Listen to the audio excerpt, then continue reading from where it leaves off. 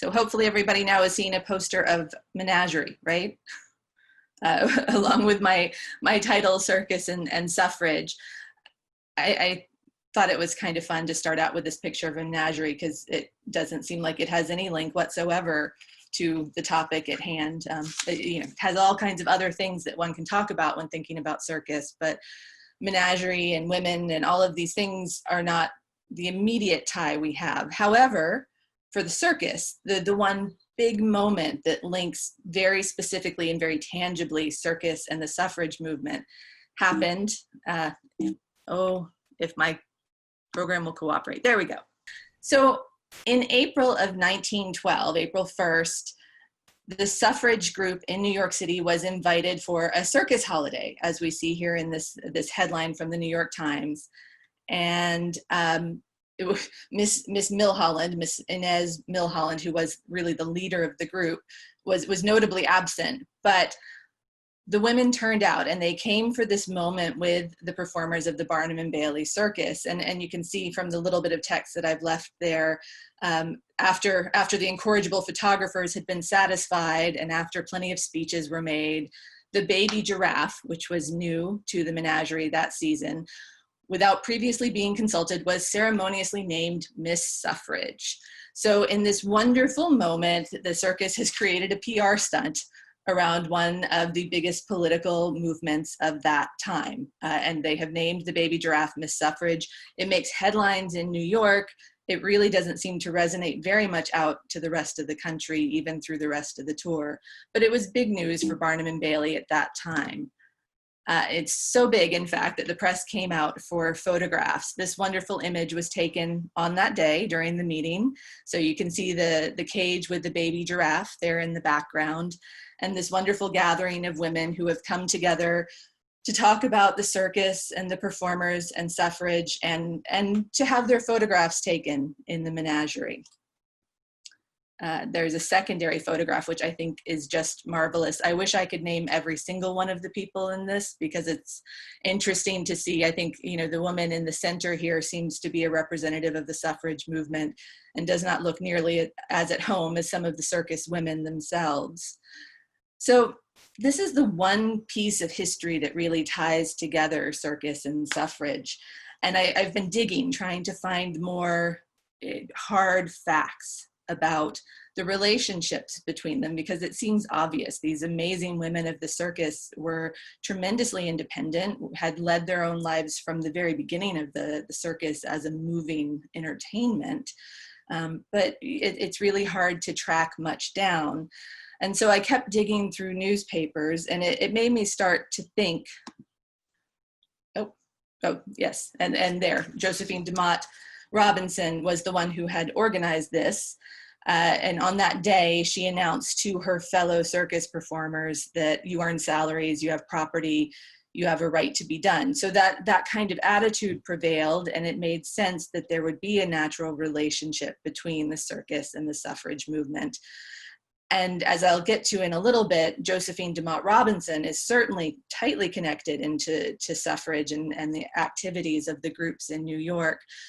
But there's not much else. So I went back to the text into this New York Times article, and I started to think about press and the circus. And of course, that is what the circus survives on. When you're traveling at the rate that the American circus did in this time period in the early 20th century, they were there in New York at Madison Square Gardens for almost a full month. But after that, they're out on the road and they're moving every single day. So they know how to make themselves known. So I started reading this text and realized that when you have wonderful language like incorrigible photographers and a baby giraffe who had not been previously consulted, that you might just be looking at the text of a circus press agent. It certainly was not unusual for any American circuses, but particularly the Barnum and Bailey, to take advantage of the fame and the talents of their female performers in advertising. So you see here a couple of posters that came. This one on the left is Un Cirque de Dame. It is the French advertisements for the Barnum and Bailey show. This would be somewhere right around 1900 when Barnum and Bailey was performing in Europe.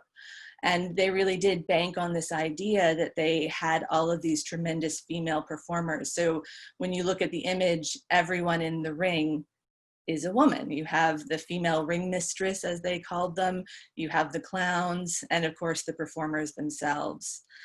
Yvetta is the clown that you see on the right. This poster dates a little bit earlier, 1895, but she is also the clown that you see in the image on the other side.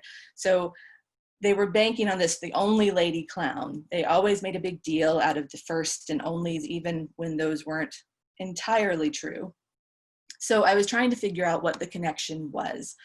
So I looked back at the program to see why were they banking on this imagery of women and suffrage for the 1912 version.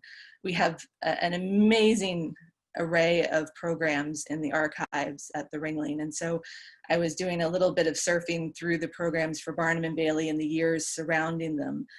And as you see in 1911, which is the image that's on the left, the Barnum and Bailey program really is very much the same as the one that would come the following year, with the exception that they've changed out the portraits.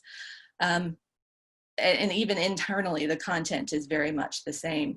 The changing of the image is kind of interesting in that year. In 1911, the Barnum and Bailey show is being managed by the Ringling brothers.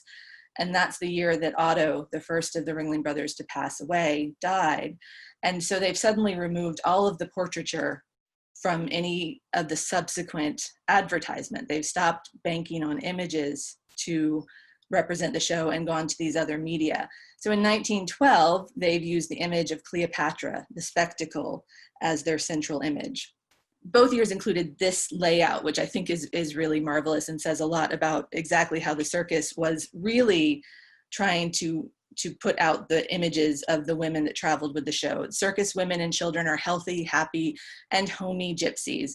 And throughout this text, it details exactly how the family life of the circus isn't really all that different than anyone else's.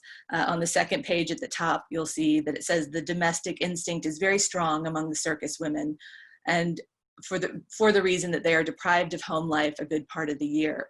So in many ways, the circus is constantly trying to redefine its very empowered women as being like everyday women who are submissive, who are part of the domestic scene, even though their domestic scene is something unlike any that we've ever seen anywhere else. Now, in the advertisement, my slides got a little bit mixed up.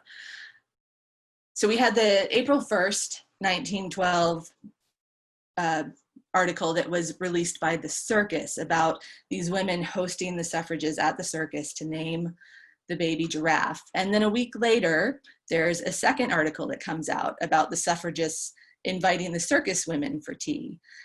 And this was one, again, I was trying to understand, is this all circus press? Was there really a relationship here at all, or was it just a stunt? This article is a little more problematic to tease apart, because as you read through it, they start to talk about the wonderful deeds of the circus women and how the circus women had been unable to do a lot of the work they wanted unless they used their partner's name. But also throughout this article, and I think you can see it in here, they've misspelled the names of the circus women. So you have Katy Sandrina up here at the top, who is Katy Sandrina, the strong woman with the circus. And in the former article, her name is spelled exactly correctly. In the former article, you also see mention of May Worth, the equestrian, and her name is spelled correctly in that first one and then spelled incorrectly here. And the language is a little bit different. You don't get the extravagant alliteration and the wonderful adverbs of the circus press in this article. And so I'm starting to realize that this was perhaps a little bit of an opportunity for both sides to get some press coverage. The circus realizes that the suffrage movement has gotten some weight behind it, that there is important work being done, and that it's a draw to an audience that's really critical to the circus, to the women of New York. So they approved this moment, which I think probably was arranged by Josie Demott, to have the circus, or to have the suffragists come to the menagerie. But then there's this follow-up, and at this meeting where they have tea with the suffrage women, they discuss their lives on the road, but they also discuss things like parading, which is really interesting because 1 week earlier, we have this information that May Worth had been part of an Easter parade, which is followed with this wonderful paragraph that the work of the press department has been in coordination with the Women's Political Union. So we see right off the bat that in the industry papers, this came from the New York Clipper, and it was dated April 13th of 1912. So the industry is acknowledging this idea that the circus is coordinating these movements with the suffrage group. And 1 month later, that same suffrage group would stage their own parade. The circus had already moved on at that time, so none of the circus women were part of this event.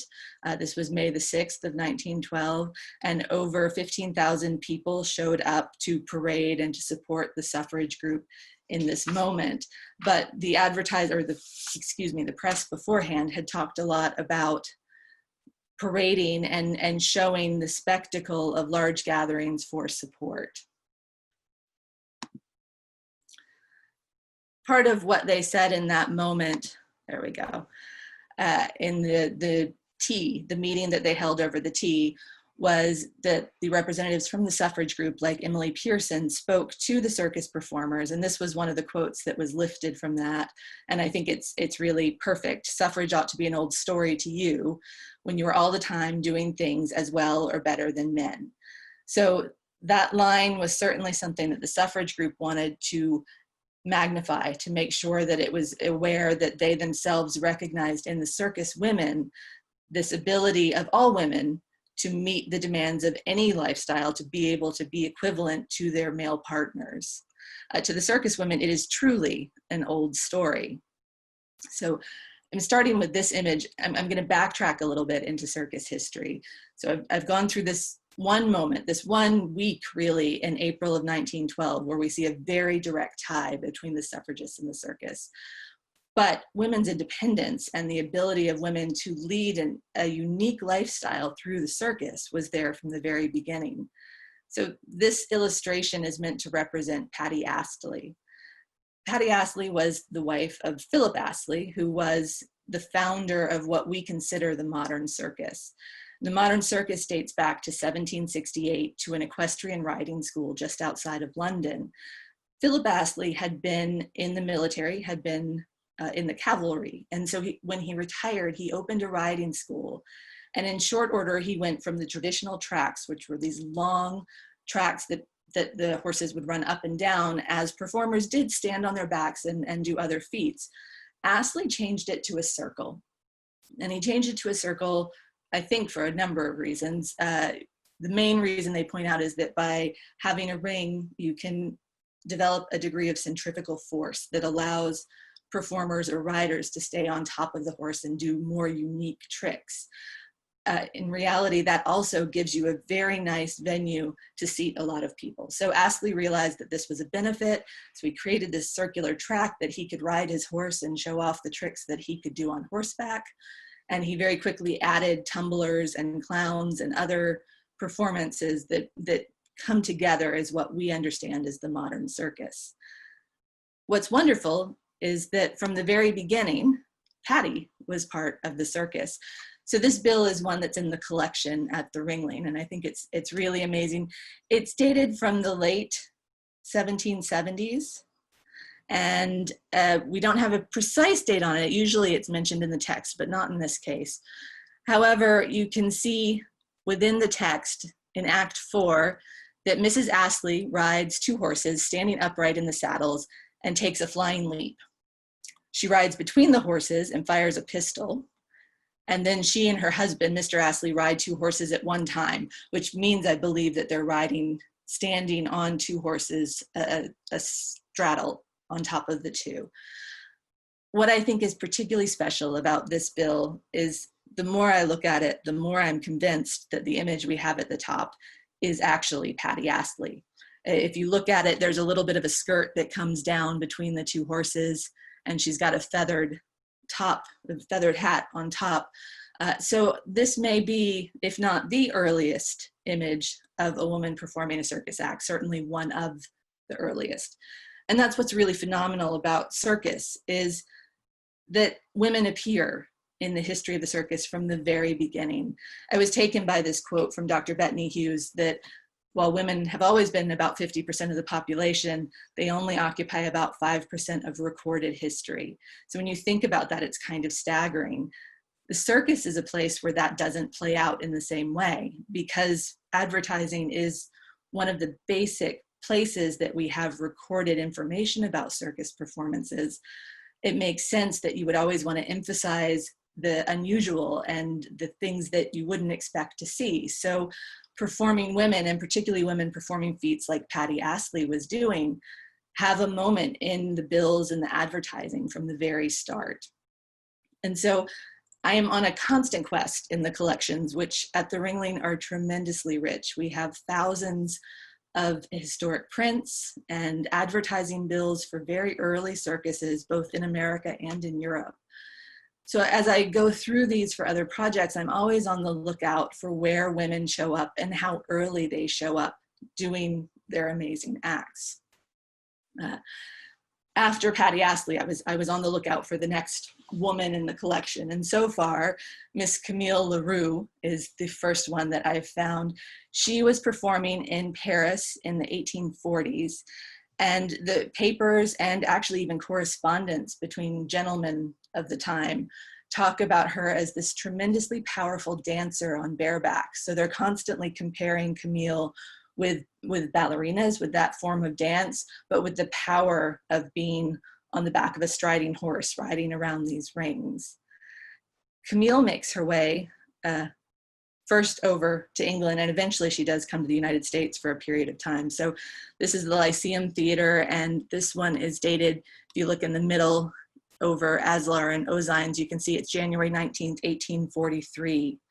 And on the other side, you see Mademoiselle Camille Larue, the star or the floating scarf. And it describes her act that she's able to ride astride this horse, and at moments she leans down and picks up a scarf from the ground and then waves it about her head and then goes for the next trick and the next trick. So right off the bat, she is there. She is actually headlining above men that we know to be great stars of the period. L.J. North was an incredible equestrian. Mr. Sands also was a very noted equestrian of the time, but it's Camille Larue that has the biggest headline there. So I kept looking for images of female performers in the collection. And again, I'm now trying to find something either between Patty Astley in the 1770s and Camille Larue in the 1840s, or the next step after Larue. And I came across this print, which obviously doesn't have very much information to it, and it rang a bell with me. So I went digging through the collections and turned up this bill, which you'll see at the top. It's dated for 1857.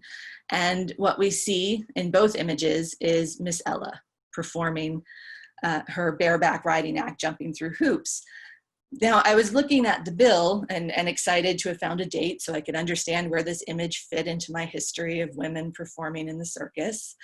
And I realized that this bill was really fascinating because not only do we see Miss Ella performing, but the bill actually says grand equestrian performances under the direction of Miss Ella. So, for just a moment, I was extraordinarily excited that, oh, perhaps I found one of the earliest women managing a circus, because we know they're there. We know that happened very early on, but it's not something that I've seen a lot of printed material related to. So I was thrilled at this find, and then started thinking a little bit more about Miss Ella. And this is where history gets a little convoluted in the circus, because things aren't always what they seem. And I realized that we have images of Miss Ella in the collection.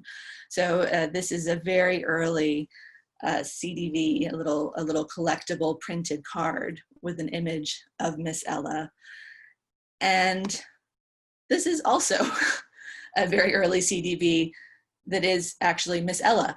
So Ella Zoyara was a performer, obviously in the early 1850s. And it was actually a man who dressed in women's clothing. So Omar Kingsley is the gentleman that you see on the right. He was born in St. Louis and was apprenticed as an equestrian rider to North, I believe. And they quickly realized that while his feats on horseback were really remarkable, that they would be received that much better if they were presented as being a woman. So, you know, a woman that could jump this high and a woman that could do these tricks would garner more appreciation from audiences. So Omar performed as Miss Ella for a couple of decades. As Miss Ella, he traveled to Europe. He presented in front of royalty throughout Europe. In Moscow, a count fell madly in love with Miss Ella, and she had to carefully make sure that she was never left alone with him, lest her secret be revealed. And eventually there was a moment, there was a bar fight, and Omar Kingsley was revealed to be Miss Ella. So he continued performing on and off in drag. He never took Ella as a personal persona. It was simply his performance persona. But it's an interesting moment where you have to think about how you look at history and what kind of stories you're looking at, as well as what the perceptions of the times were. I mean, I think, you know, in the 1850s, this idea of a performing woman and one who is out independent in the world was so extraordinary that it really garnered him great fame. About the same time as Kingsley was performing as Miss Ella, there was an extraordinary woman who was being trained actually also in Russia. She was from the French family Tournier, and this is Louise Tournier that you see in the image here. This particular bill dates from about 1859, and it's printed here in the United States for Niblo's Garden for a New York venue. Louise Tournier's family was multi-generation equestrian performers, and they founded the first circuses in Russia. She was adopted into the family because of her unique skills. She was known for being able to ride bareback on horses, as well as present this manège, which is a horse that has been trained to do certain tricks with very little cues. So the horse is kind of a super trained horse that's able to go through the motions that she's trained it for, and then she presents that. You'll see in the bill there's also a mention of Mademoiselle Josephine in her classic poses. So Josephine is Louise Tournier's daughter. And we see here in the center is Josephine Tournier when she has grown up. She married a famous American equestrian who was James Demott. And this is their family of extraordinary equestrians. You see off to the other side, William Demott, who was a rider with the Barnum and Bailey Circus. Louisa Demott was also with a number of American shows, not with Barnum and Bailey. Even the children, Molly Brown and Bruce, who I don't believe went into performance, would have long careers. But right beside Josephine is the woman we talked about earlier. This is Josephine Demott, who would become Josephine Demott Robinson. So she's come from this long history of performing women, and each one of them has moved through the world based on their skill and made the choices. Louise Tournier came to America and then married, and her daughter married later in life, again, making her choices based on her ability to move with the circuses that she wanted to perform with. Now, Josie Demott was apparently performing by the time she was 3 years old on horseback. I think it's wonderful that we have imagery of her from the very beginning, because they're a performance family. They understood the importance of that, of the images, and these little cards would have been something that could have been sold as souvenirs at circuses. So Josie Demott would have been such a curiosity as a young child performing, and of course as a girl, that these would have been created for her to earn supplementary income. So Josie led this extraordinary life. She was a star performer with the biggest American shows. She ended up marrying Charles Robinson, whose family owned the Robinson Circus, which was, again, a really rather important circus in its time period. It's one that the name has kind of been lost to history because Barnum and Ringling have prevailed. But she married Charles when she was about 20 years old, 25, and retired from performance at that point in time. He had political aspirations in New York, and so she decided that she would leave the world of circus, which she obviously had been raised in, and would devote herself to her husband's goals, which I think is probably telling that she was already immersed into a political world, so gained a lot of savvy there. She would go on eventually to write her own memoir, The Circus Lady, that was published in the 1930s. So we have a really great in-depth view of Josie's life. And while she was willing to leave the world of circus, she missed it immediately. The prim world of New York politics was never a natural fit for her, and Charles was not doing tremendously well. So eventually they decided to go off to Alaska for the gold rush. And so they moved there for a number of years, had very little success with that endeavor. And Josie at one point wanted to sign up to be a census taker, but she wasn't allowed to because she was a woman. So she was indignant about that. When they moved back to New York, she went back to the circus. She went to James Bailey in 1905. This was after 15 years off of the road. And she said she would like to perform with the circus again. And as legend has it, she was given a job on the spot, not asked to do any kind of tryout at all. She was immediately hired based on her history and her family's history. So she goes back on the road with the Barnum and Bailey Circus just for a few years. She retires again in 1908 to her farm in New York. In the meantime, she's had a falling out with Charles, who has said that it's him or the circus, and she chose the circus. So she goes back to the farm on her own, an independent woman, and it's there in 1908 that she starts working with the local suffrage groups in the New York area. And she was popular with them because of her ability to draw crowds. Her name was recognized. And she also was wonderful to have in the parades because she could ride these horses and do stunts along the way that would garner more attention to her. So it's a little bit about Josie. This image that you see here is actually Josie Robinson around 1916 or 17. She was performing as a stunt double for an actress in the film Polly of the Circus. So at this point, she is around 50 years old and is still able to perform these amazing feats. In 1912, the year that Miss Suffrage the giraffe was named, we have this fantastic photograph. At the front of the horse is Josie Demott, and beside her is the equestrian May Worth and her sister Stella. So Josie Demott actually helped teach May Worth more of her equestrian arts. May Worth had come to the States from Australia and was already a really tremendously powerful rider. She was brought here because of the skill that she'd shown, but she was taken to Demott's farm and given additional lessons. And moreover, the horse that you see them all sitting on top of was Joe. This was Josie Demott's horse, and she would actually give this horse to May Worth to continue performing on.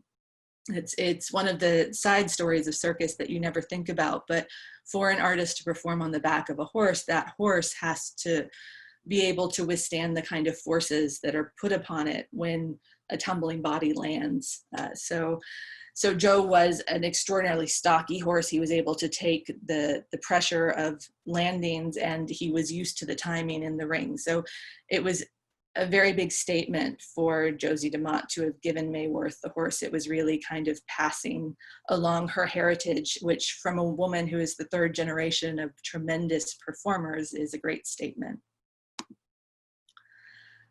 And so I wanted to follow up on that with May Worth, because May Worth really took that lineage that was passed along from Josie Demott and through the generations.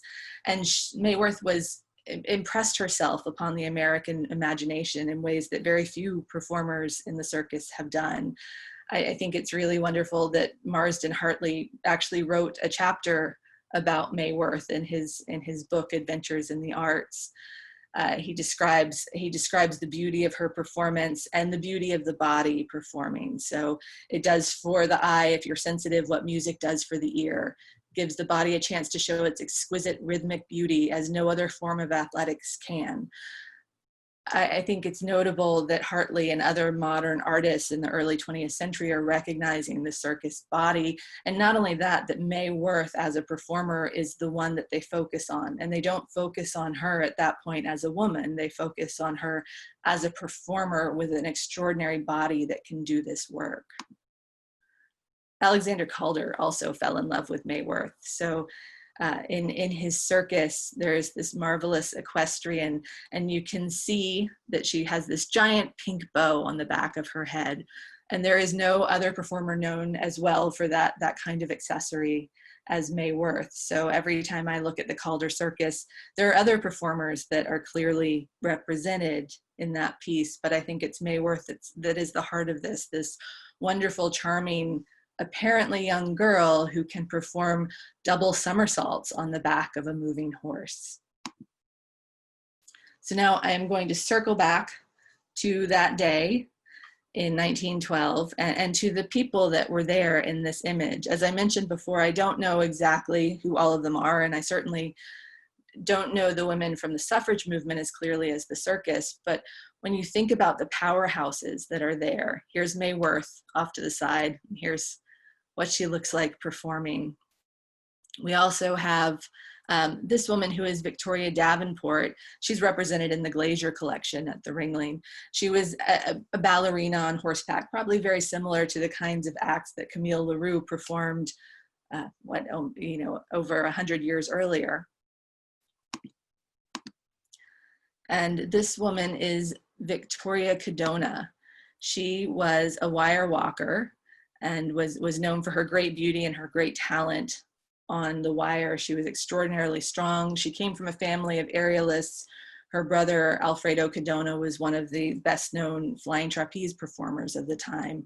But Victoria made her own way. She left the Ringling, or the Barnum and Bailey show, and went out into the world to the Sells Floto so that she could have an independent profile in the circus world.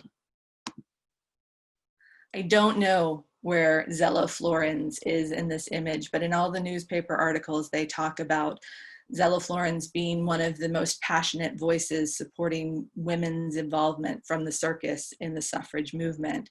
And as you can see, she was the representative of a family that was mostly men, but she was elected president of the suffrage group that was formed at the circus and would serve for a number of years advocating in that role. And then, of course, Katy Sandrina, who is the strong lady who stands literally above all others. Sandrina was the one that made the most notice in the press pieces for that time, and it was largely because of her act. One, she's a strong woman, right? There's that part of it that's important. But then also her act literally involved revolving her husband up above her head. And so in terms of the press quality of that, it was taken and made the most of. The suffrage women made comment at how remarkable it was to see her and to see her lift her husband up and spin him about her head. And then here in the center is Josie Demott, who I wanted to circle back to at least for a minute, because again, she was this linchpin, and she really represents the determination and the independence of the circus woman in a general sense. The image that I've pulled up here is Josie performing in the 1930s in a live performance of Billy Rose's Jumbo. So she's in her 60s at this point and is still able to perform on bareback. I don't know that she did every trick that she'd done throughout her career, but she was very determined to continue doing this thing that she loved. And she was single. She had found a way to run the farm and teach classes and be able to support herself. She was a voice for the circus community. Even at that point, you see mentions of her in the New York Clipper showing up to other circuses and being there to support the performers she knew, but also to raise issues of women's independence. And all of this is framed in that year in 1912 by the fact that Barnum and Bailey has chosen Cleopatra. Well, at that point, the Ringling brothers are managing the Barnum and Bailey Circus, but Cleopatra is presented as the spectacle of that year. So in a year that's rife with politics for American women, they are presenting a production with the Barnum and Bailey show that's Cleopatra. So this is this wonderful, empowered woman. Obviously, it's a story that's kind of evened out by the ending where she kills herself over her loss and over the love of Mark Antony. So there's a balance that is struck for the circus in being able to show an empowered woman who still is kept within her place. Similarly, on the Ringling Brothers show that year, they were actually portraying Joan of Arc as the spectacle. And you have, again, the same kind of qualities, that it's this fierce woman, this leader that has come out, but is controlled in a sense. So you have to think about this time period for the circus and what it means to strike a balance that shows that you can see what's happening in the times, what is in this moment in the early 20th century as the importance of women and the power of women in the political front is growing substantially. But you also need to make sure you've couched it, because honestly, you have to sell tickets. And that's, you know, one of the bigger things that comes down to for the circus is how can we make sure that we don't put off an audience on either side. I went back in looking to see if I could find other moments or even just an evolution of the circus's depiction of women in its press material. So this is the cover for the 1920 Ringling Brothers Barnum and Bailey program. The circuses have combined into one big show. 1920, we know that the 19th Amendment will be ratified that summer.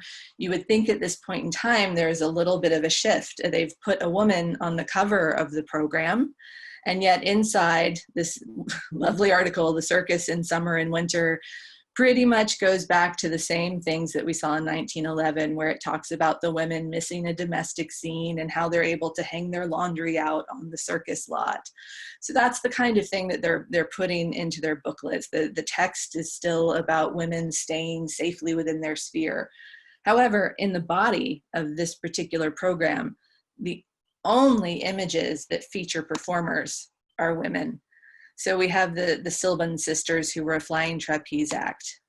We have Lillian Lietzel, who would be queen of the air, performing these remarkable feats and would be one of the earliest national celebrities, really. We have Bird Millman, who was known for her dancing on the wire. And of course, we have Mae Worth still performing with the circus. I kept flipping through this program trying to figure out, you know, does the language change? Does anything change? And that doesn't. But the sheer fact that the stars that are worth highlighting are women is what says a lot about how the circus has always relied on these independent, talented, and passionate females with the show to move things forward and to keep the public interested. So I'm going to close with this quote that what women would better show the right to vote than circus women who twice a day prove themselves to have the courage and the endurance of men. So I think I've zipped through all of my slides, and I'm wondering if anybody has any questions. Okay, so there are the chats. Thank you for saying it was great. So I'm going to keep talking, but if you have a question, please interrupt me or raise your hand or put it in the chat. I really have been working on this question of women representation within the circus for a long time, really, maybe even since I started working, because my original experience of the circus poster, of circus history, which I came to with no back knowledge, were the posters. And the posters of that early 20th century period are really fascinating, because there is this grappling with what women are supposed to look like. You know, that they're constantly, Katy Sandrina is this marvelous example, right? This woman can lift hundreds of pounds above her head, and yet we have to make sure that she is presented in advertising as being somewhat demure, as being very feminine. And it's really hard to know. Some of that is the circus controlling imagery. It's somewhat thinking about what their public is willing to consume, because they want to make sure people will buy tickets. But when you start looking over a breadth of time and even a number of different shows in the same general era, you'll see that there is a independence about it as well. Just a few years before Katy Sandrina, there was a strong woman with Barnum and Bailey named Madame Yucca, or she performed as Madame Yucca. I don't know what her real name was, but Madame Yucca actually presented herself as a Roman gladiator. She was presented with, you know, kind of the suit of a gladiator and shown lifting. She had a rig that she would stand atop and lift a whole horse from the ground. So she didn't feel as obligated to present herself as an extraordinarily feminine person. And we don't have the historical record to see how much negotiation there was between what the show chose to present and how the performer wanted to be presented. We do know with Lillian Lietzel, the aerialist that I showed in that 1920 program, that her posters are very interesting. They're definitely influenced by the birth and the rise of cinema, because Lietzel's posters often have her looking straight out at you. She's very engaged with you as someone staring at her. So it's a little unnerving to see her staring right back. We also know actually from some commentary from bill posters that Lillian Lietzel forbade any show from ever putting any of her posters on outhouses, which you know, is a funny piece of history to have come down to us, but it's one of the few things we know. So it does say that there was some degree of a voice she had in her presentation. It's a weird voice to know about, isn't it? Like that she got to choose what her posters were put on top of, but that idea that they had to honor that. And she was a caliber of star and an attraction that would have made it necessary for them not to upset her. You know, it's possible that the women in lesser acts or women who were part of a troupe might not have had that kind of voice. But I do think that the American circuses recognized the women on their shows as major contributors to the fame and to the success of the show. Many times you see these women who actually would jump partners. There's another equestrian that's about the same time as Josie Demott, and when I track her history, she is listed as having had at least 3, maybe 4 different husbands, but there's no legal record of these. I've yet to find a marriage certificate for any of them. And each time she gets a new husband, she's jumped to a new show. So my sense is that this woman, Josie Ashton, had really decided to drive her own life and found partners that were willing and that were the right person for a moment. But she seemed more attached to her life in the circus than she was maybe to individuals. So I see some questions have come in. So I want to kind of look. Will these posters and photos be displayed in the remodeled Circus Museum? So they won't be in the historic galleries of the Circus Museum, because that space is largely for the wagons and some other artifacts. But these posters and images related to the women that we see in 1911 and up to 1920 will be part of an exhibition in the Tibbals Learning Center in the poster gallery. When we reopen or shortly thereafter, there's an interesting museum problem with changing out our poster case. That case is a very small space. And so in order to actually physically get in and do the work of reinstalling it, we have to wait until it's safe for those involved to be in there. And we have to make sure we have at least 2 of us at all times to be able to safely handle the objects that go in the case. So I'm hopeful that we'll have it installed shortly after the museum's able to open, when we know what that is. So next question, did the women performers receive any resistance from the management of the circus for participating in the movement? No, I don't think so. Nothing that we've seen documented in any way. Now, Josie Demott, for that 1911 stunt, which I do think it was a little bit of a stunt, but I think the circus women supported it. Josie Demott was retired from the circus at that point, but she was still very closely tied to the performers and the management of Barnum and Bailey. So she was welcomed back. I think she was really the linchpin that made that moment happen. And I really feel like the circus recognized that that was an important movement. And so they wanted to honor it in some way, to cash in on it in some ways, honestly. We don't see any other questions about it. In the text of one of those articles, they talk about how one of the husbands came and snatched his wife out of the meeting.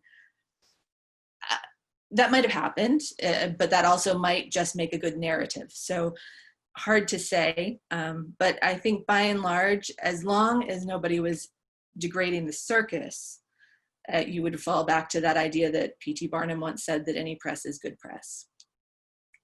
Let's see, it seems circus women had a level of visibility that was very nuanced in the early 20th century.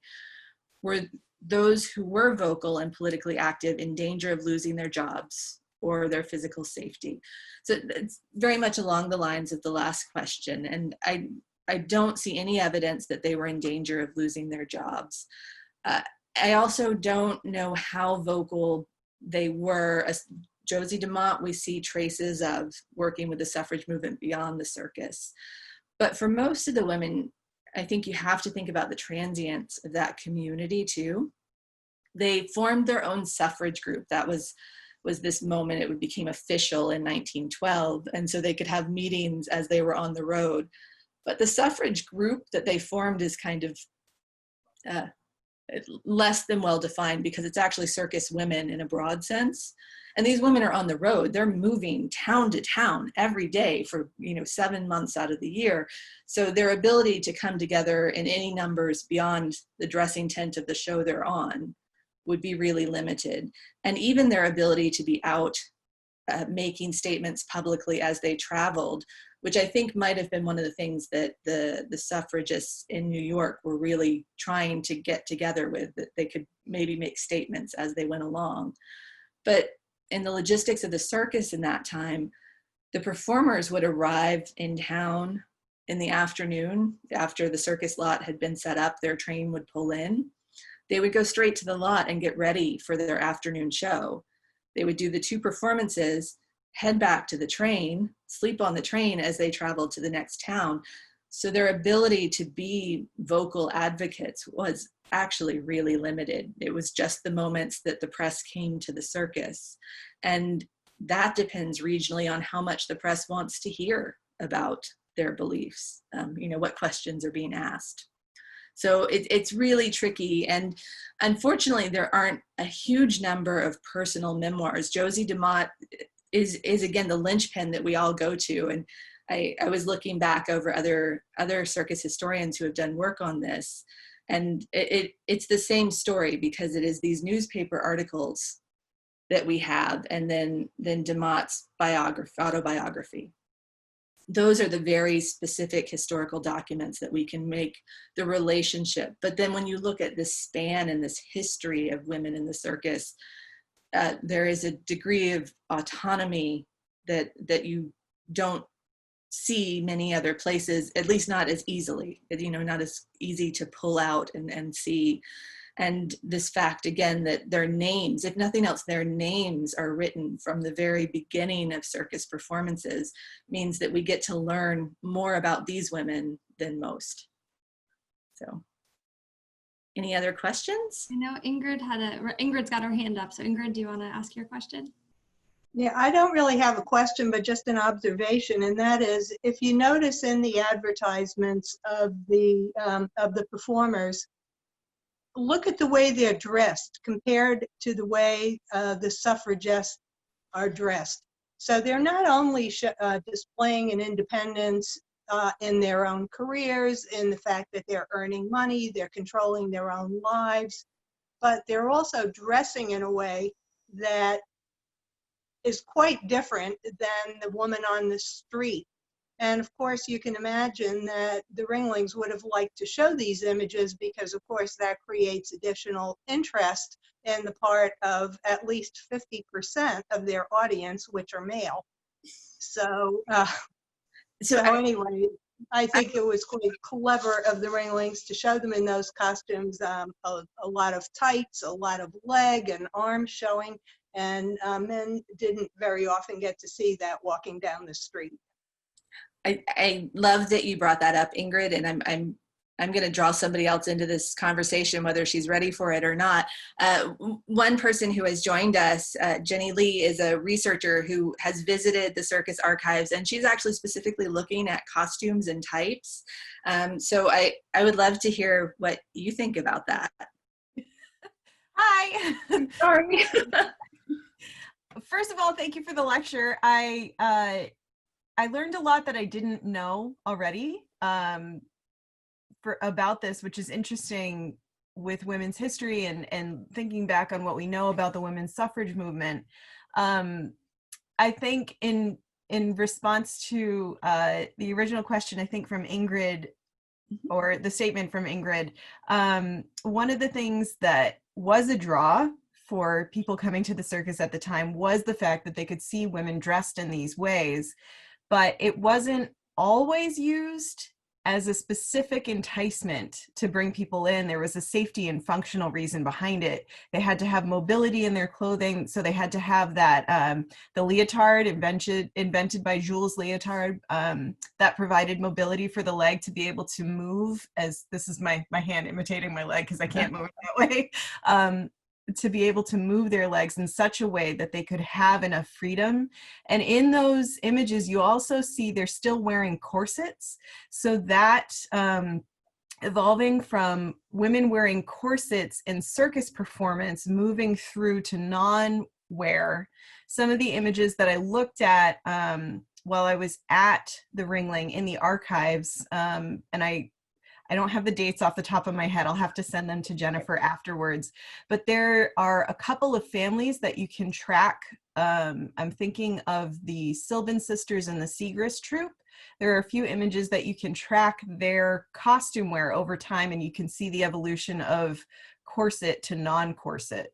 So seeing things like a revealed leg, or the monobosom of the Gibson girl at the time was built into the costumes. So there was this interesting collaboration between the modesty of the fashions of the era and the prevailing trends of the times, combined with the safety and functional needs that they had. So that's what I have to say. Thank you so much. I'm sorry I put you on the spot, but I was kind of curious to hear how you would respond. And it's one of the best parts of the work we do when we have researchers come in. I get to learn that much more about the collections, and also to be better able to contextualize them in the time. I mean, I haven't looked at the evolution of corsets, and now that's going to be one of those things I look for as I go through the collection. So thank you, Jenny Lee. Jennifer, wasn't there also a quote from one of the circus performers saying that, like, she would have to go and change into clothes that were more appropriate after performing? I think that was actually Josie Demott. Yeah. Because she, in her autobiography, she does write about the fact that the clothes that she had to wear to be part of society, and as her husband was seeking election to offices, were so confining to her. You know, that she was used to a body that could move and that could do the things she wanted. And so to have to be prim and proper was something that she was not fond of at all. And there is, you know, every story is different. And that's one thing, it's really hard dealing with this history, because almost everything that I have to look at is generated by the circus. It's not the individual stories. And even if it's posed as being the story of an individual, when it's put forth from the press department, you immediately have to take it with a grain of salt. So we don't know a lot of firsthand voices of the women's, you know, immediate experience and how they responded to that. But I think you extract that information looking at 3 generations of riders in the Tournière Demott family. These women never looked to move their family outside of riding. They had the resources to. In fact, it's Louise Tournière shows up in the 1880 census, having retired to Philadelphia, and she's actually taking care of some of the younger Demott children at that time. But already Josie's out on the road. She would have been, I think it's like 6 at that time. And so she's already out performing. Some of it is probably that's what the family knew, and there's finances concerned, but they had the means to have a home in Philadelphia. So they could have potentially kept the children at home if that wasn't a lifestyle that they wanted to see the kids excel in. So the fact that these choices are made again and again, to me, with these empowered women that have guided their life to some degree, means that they see a freedom in it or an ability in it that they're happy to give to the next generation. So I think we've hit about an hour a time. If there's any other questions, I'm happy to answer them, or Laura always knows where to find me if you think of something after the fact. Thank you. Thank you so much, Jennifer. This was amazing. Thank you. Sure. So wonderful. Thank you all for taking the time today to join us. It was really nice to see a bunch of faces and to let people hear me talk for an hour. So I hope you all have a great afternoon. Thank you so much. Thank you for another wonderful program.